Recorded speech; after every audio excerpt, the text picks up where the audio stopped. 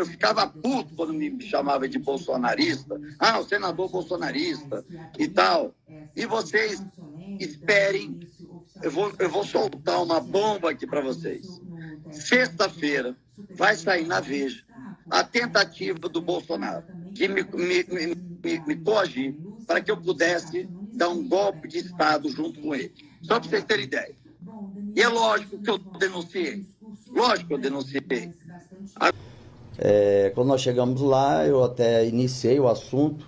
Nós estávamos na sala, só eu, o Daniel e o ex-presidente. E eu até iniciei o assunto falando de que era necessário ele comunicar logo à sociedade de que não ia dar, não ia acontecer nenhuma intervenção militar, que isso, quer dizer, a Constituição, né, não permite isso, e que tirasse aqueles brasileiros que estavam ali já em sol e chuva, crianças, idosos e tal. Mas ele falou para mim ele falou assim, senador, eu fico preocupado, qualquer movimento que eu faço, pode ser que o ministro Alexandre entenda que eu estou incentivando, ou que fui eu que dei a motivação para os brasileiros estarem ali, então eu prefiro não me envolver e tal. Eu falei, tá bom, então, mas eu acho que não é uma situação que eles estão lá, que se você puder falar, eles saem. Bom, mas ele não quis exatamente por isso, de acharem que era ele que estava conduzindo alguma coisa nesse sentido, e não era. Aí o Daniel Silveira começou então a fazer a explicação de porquê então do ter sido chamado.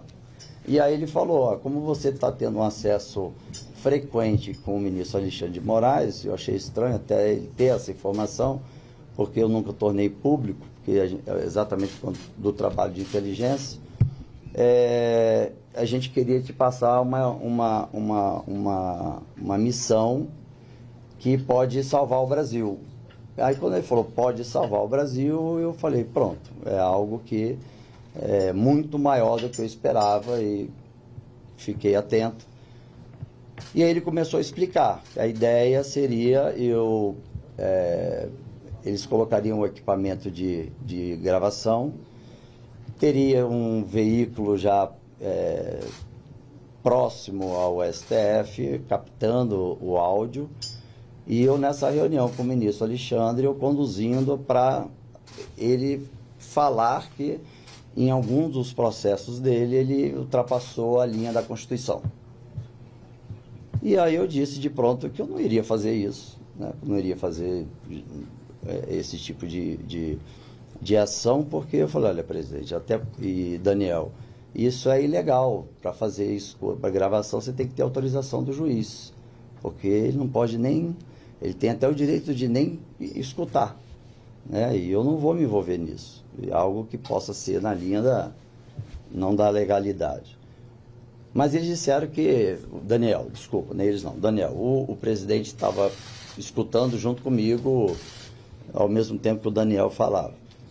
E aí o Daniel falou assim, não, mas aí nós vamos, já tem uma equipe que já estaria preparada para poder ir para a mão de não sei quem, que tornaria a gravação de uma forma como se iria ser legalizada.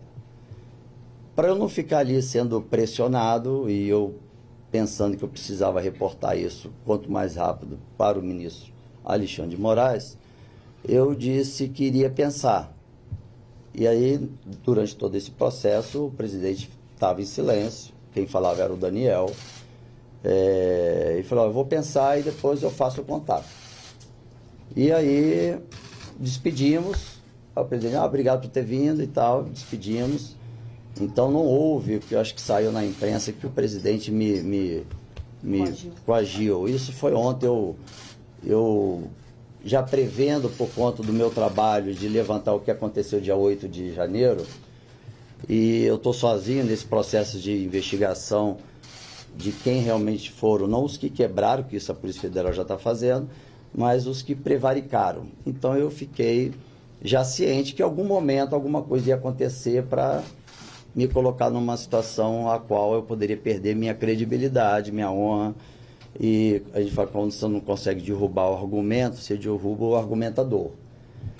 Então, fui direto no ministro Alexandre e reportei. Não, desculpa, peguei o voo, fui para Vitória, mandei uma mensagem para ele no aeroporto, para o ministro, dando mais ou menos o que foi a conversa. E perguntei quando é que o ministro estaria de novo em Brasília. Ele falou que seria numa segunda ou numa terça. E então eu voltei a Brasília, se não me engano foi numa terça-feira, nós nos encontramos lá no STF e eu relatei para ele o que eu estou relatando para vocês, nada mais, nada menos do que eu estou relatando para vocês. O ministro ficou surpreso, né? Ele é muito introspectivo, né, de falar, então ele olhou para cima e balançou a cabeça do tipo, né, não acredito que era para esse motivo. E eu falei, ministro, estou liberado? Não, tudo bem, está liberado. Ele estava lá na sessão e dali eu parti aqui para o gabinete. E quando aconteceu o vazamento do tal documento, eu não tive nem conhecimento desse documento, né, porque me perguntaram desse tal documento que já planejando uma tentativa de golpe de Estado. Ninguém nunca me comentou sobre isso, não tinha conhecimento nenhum e nem foi citado nada desse tipo lá. O que ficou muito claro para mim era o Daniel tentando achar uma forma de não ser preso de novo, porque toda hora ele descumpria todas as ordens do ministro. Então ele acabou, ficou muito claro que ele estava num movimento de manipular e ter o presidente comprando a ideia dele se um senador aceitasse a missão. Então, do tipo assim, vou trazer um senador, se ele aceitar, você aceita? O que ficou bem entendido foi uma coisa nesse sentido.